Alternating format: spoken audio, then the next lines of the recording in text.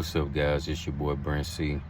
I just wanted to talk today, and it's probably gonna be a little controversial, but that's okay. Maybe this is just my brutal mindset, but people always say comparison is the thief of joy. But guys, I do not believe that one bit.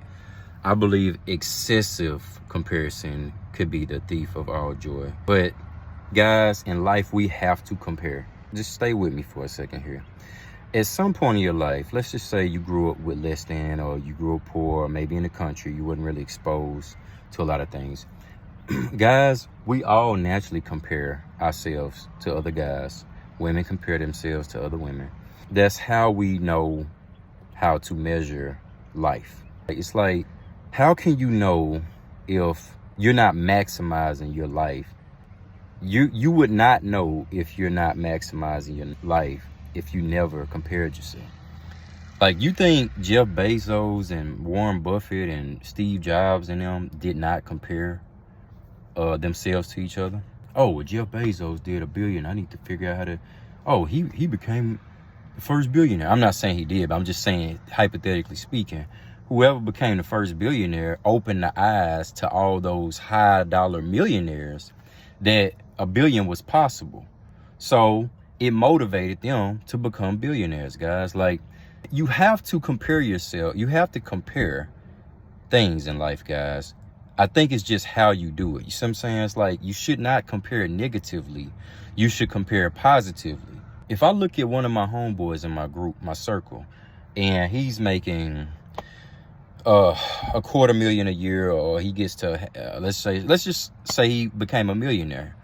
Well, then that shows me that, oh man, somebody near me has just crossed that millionaire threshold. So it shows me up front, that is very much so possible. It looks like, oh, if he did it and we basically came up, had the same amount of time, came from the same school, pretty much same background, then I know I could do it as well. You see what I'm saying? The problem comes when people compare and they become jealous and envious and stuff like that, guys. Or they compare and they don't have the temperament or the stomach to handle that they might just be behind in life. I was behind in life at one point, guys. I was. And you know what? I just dug deep, bit down and grinded, and I got ahead in life. Now I'm ahead of a lot of people my age, for sure. Especially like in my state, in my region and stuff, for sure. But I don't use that fact and statistic to put people down, guys. I'm not like, oh yeah, bro, I'm way better than it. Because see, that's also negatively comparing. That's a negative comparison. A lot of people would just say, oh, comparison is only the thief of joy if you're losing. Yeah, I agree with that to an extent. But you still could compare a lot, even when you're winning or when you feel like you're ahead in life and where you want to be in life. And you can just obsess over it to a point to where you will lose happiness just due to not being content, guys. You have to be content at some point. Like, oh man, I made it. I got to where I wanted to be. I'm not saying don't keep trying to advance in life, but what I'm saying is, do not become consumed with, oh, he got a yacht. He got a 50-foot yacht. I need to give me an 80-foot yacht. Like, you shouldn't be comparing like that, guys.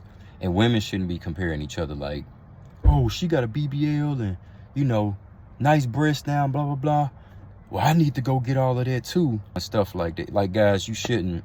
That's when it becomes a problem. When you feel like, when it's running the risk of making you depressed, or when it's making you like anxious or anything like that.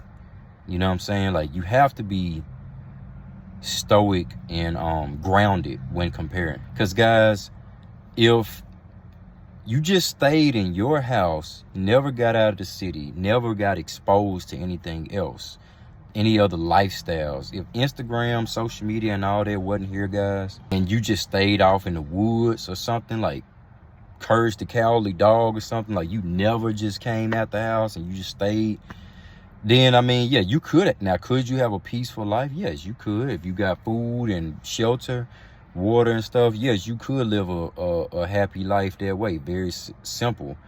But it's always better, guys. And that's why I disagree. Like, I feel like comparison can be a good thing when utilized properly, because it shows you that you can obtain more in life. It doesn't even have to be like riches or anything, guys. Like, it could just be like, oh, such and such is riding a jet ski or snow skiing, or they're going to this fair or amusement parks or whatever.